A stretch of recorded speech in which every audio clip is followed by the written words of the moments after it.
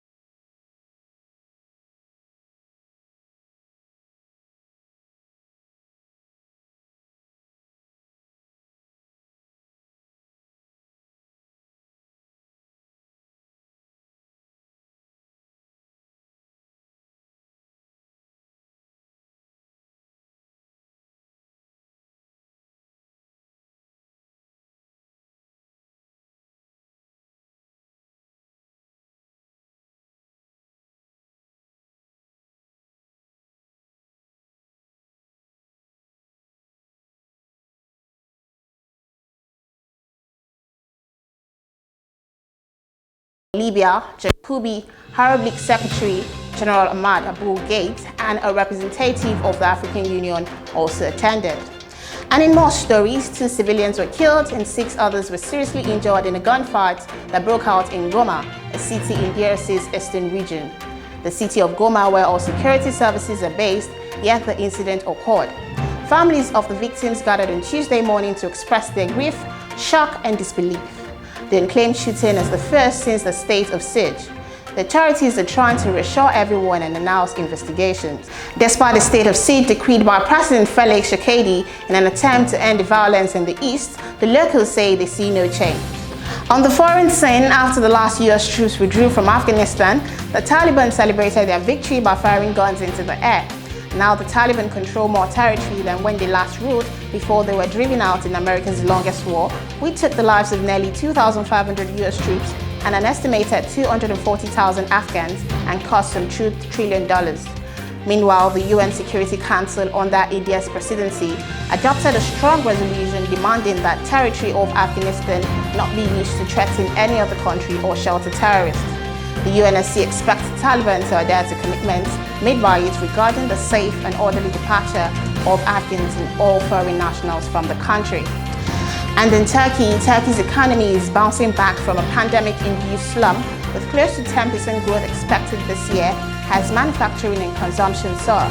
But the boom is feeding into and in turn being eroded by double-8 inflation.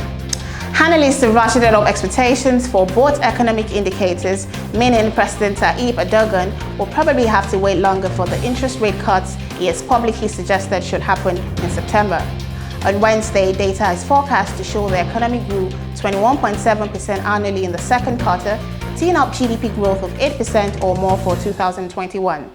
According to a Reuters poll on Friday, August inflation reading is expected to stay close to 18.95%, locked in July, driven by consumer demand, lira depreciation that has raised import costs, and a worldwide rise in commodity prices that have left Turkey with some of the sharpest price rising globally.